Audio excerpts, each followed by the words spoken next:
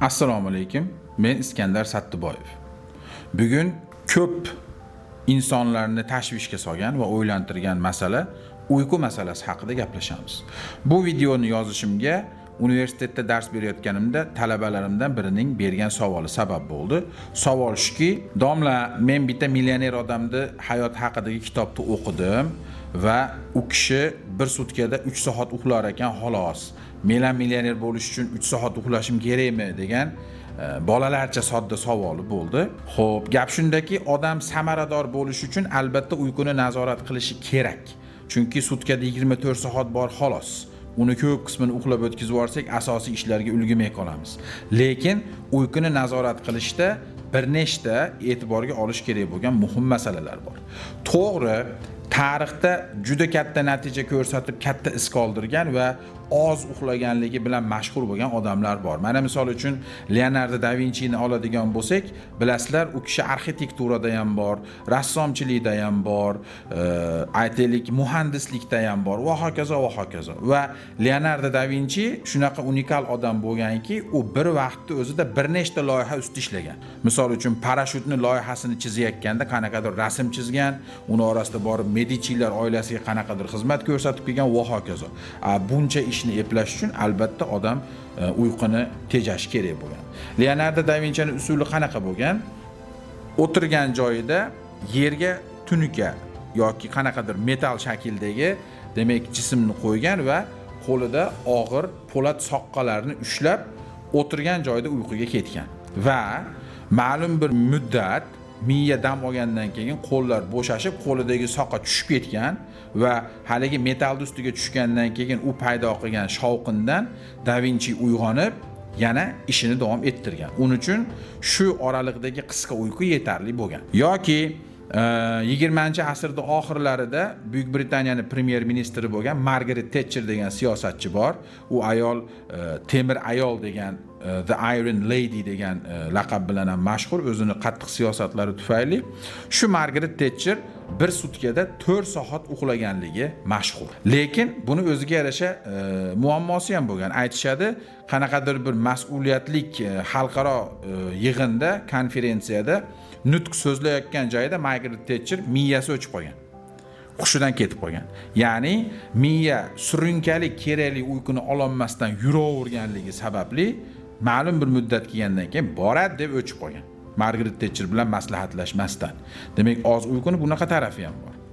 Endi biz 21-asrda yashayapmiz. Uyquni kamaytirishga yordamchi vositalar bor. Mana misol uchun kofe. Bugungi kunda kofe madaniyati O'zbekistonda ham keng rivojlanyapti. Hamma yerda kofelar, kafelar, oldin faqatgina eritib ichiladigan kofe bo'lgan bo'lsa, bugun donini sizni yoningizda kuydirib, sizni yoningizda uqalab, sizni yoningizda damlab beradigan darajada yuqori saviyali kofexonalar ham bor. Lekin kofening yaxshi tarafi shuki, to'g'ri, u uyquni qochiradi, lekin energiya bermaydi. Kofe uyquni qochiradi, lekin u energiya manbai emas. Ya'ni siz uxlamagan holatda lanch sezaverasiz o'zingiz. Bu birinchi masala. Ikkinchi masala, bitta chashkadagi kofe sizga yetarli qilmadimi? Ikkinchi, uchinchi chashkalarda agar ichadigan bo'lsangiz, sizda qon bosimini oshishi, yurak urishini tezlashishi kabi sog'lig'ingizdagi yomonlashuv holatlariga olib kelishi kerak. Olib kelishi aniq yoki mumkin. Albatta, bu yerda kofe iste'moliga ham bilim bilan yondashish kerak. Xo'p, misol uchun ertamanda espresso yoki cappuccino kabi tarkibida kofe ko'proq bo'lgan ichimlikni ichsa bo'ladi. Lekin misol uchun latte kabi demak tarkibida kofesi ozroq bo'lgan ichimliklarda kechki paytroqqa ichish tavsiya qilinadi. O'zi umuman kechasi xotirjam uxlash uchun odam kofe ichganiga eng ozi 6 soat bo'lgan bo'lishi kerak. Misol uchun soat 10 da uxlashni rejalashtirgan odam eng kech kofesini soat 4 da ichish kerak. Lekin kofening muammosi shuki, siz 5 kun uxlab kofe ichdingiz, 5 kun uxlab kofe ichdingiz, 3-kun, 4-kunda endi kofe ham kor qilmay qoladi. Ya'ni kofe 1-2 kunlik uchun chora. Lekin uni to'planib kelgan yetishmayotgan uyqusi 3-4-kuni baribir sizni mag'lub qiladi. Endi ko'pchilik hozir chora istayapti energetik ichimliklardan. Mana bilasizlar, har xil energetik ichimliklar bor, ularning nomlarini aytmayman. Bu energetik ichimliklar tarkibida kuchli biostimulyatorlar borligi sababli, ya'ni miyaga hamda periferik asab tizimiga keskin ta'sir ko'rsata oladigan quvvat beruvchi moddalari borligi sababli odamni darhol tetiklashtiradi. Lekin bularning juda katta muammosi bor. Birinchidan, bu ichimliklar sababli qon quyilishi kelib chiqadi. Ikkinchidan, bu ichimliklar tarkibidagi turli xil kimyoviy moddalar jigarga juda og'ir keladi. Bu ichimlikning tarkibida kofein o'ta ko'p bo'lganligi uchun organizmning suvsizlanishiga olib keladi va ushbularning natijasida odamda kuchli bosh og'rig'i hamda vaqti kelganda surunkali uyqusizlikni keltirib chiqarishi mumkin. Bundan tashqari, agar internet tarmoqlarini izlab chiqadigan bo'lsanglar, muntazam va o'ta ko'p energetik ichimlik ichib turib, o'zini sog'ligini to'g'rilab bo'lmas darajada buzib olgan odamlar haqida ma'lumotlar juda ko'p. Endi savol tug'iladi. Xo'p, modomiki shunday ekan, ya'ni kofe bu chora emas ekan, energetik ichimliklar chora emas ekan, nima qilmoq kerak? Agar mendan domla samaradorlikni siri nima deb so'rasa, shaxsan o'zim to'yib uxlash degan bo'lardim. Mana o'zimdan misol emas, mana sizlarga boshqa misol beraman. O'zi tug'ilib o'sishi Kaliforniyalik, lekin etnik jihatdan xitoylik bo'lgan sportchi bor, Eylin Gu ismlik. Bu qiz oxirgi qishki olimpiada 2026-yil qishki olimpiadada 2 ta kumush medal oldi. Bu qiz bugungi kunda sport chang'isi bo'yicha dunyodagi eng ko'p medal sohibi bo'lgan sportchi. Xo'p, nima bo'pti dersiz? Bundan tashqari bu qiz supermodel. Ya'ni Vogue kabi yoki boshqa modaga bag'ishlangan eng obro'li jurnallarning birinchi sahifalarida rasmi chiqadigan darajada kuchli supermodel.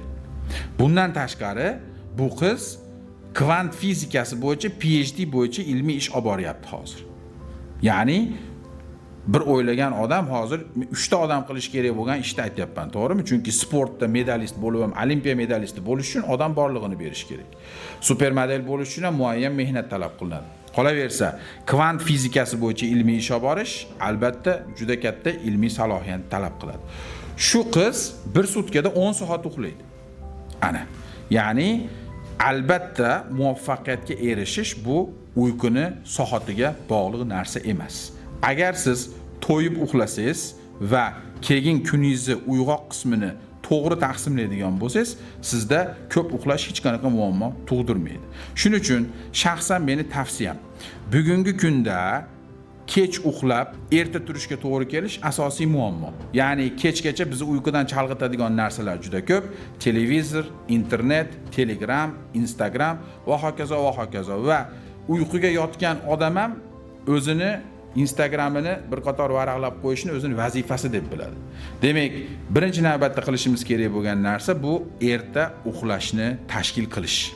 Bekarga Amerika davlatchiligining otalaridan biri bo'lgan Benjamin Franklin aytmagan: "Early to bed and early to rise makes a person healthy, wealthy and wise." Ya'ni erta yotib erta turish odamni ham sog'lom qiladi, ham boy qiladi, ham dono qiladi. Agar siz standart holatda 22:00 ga uyquga ketadigan bo'lsangiz, 7,5 soat bu norma hisoblanadi. Sahar soat 5:30 da xushyor bo'lib uyg'onasiz. Sizga hech qanaqa kofe ham kerak bo'lmaydi, energiya ichimligi ham kerak bo'lmaydi. Agar siz soat 10 da uxlab 6 da turishni tashkil qiladigan bo'lsangiz, unda organizmingiz to'liq dam olgan holatda uyg'onasiz. Va bu yerda sizga haftaning oxirida qo'shimcha shanba, yakshanba kunlar uxlash umuman talab qilinmaydi. Shuning uchun 4 soat uxlab, kunduzda uyqusirab yurib nima qilayotganingizni bilmagandan ko'ra, bir kecha to'liq 7,5-8 soat maza qilib uxlab, keyin kunni samarador mehnat bilan o'tkazgan yaxshi. Gapning indallosi shu.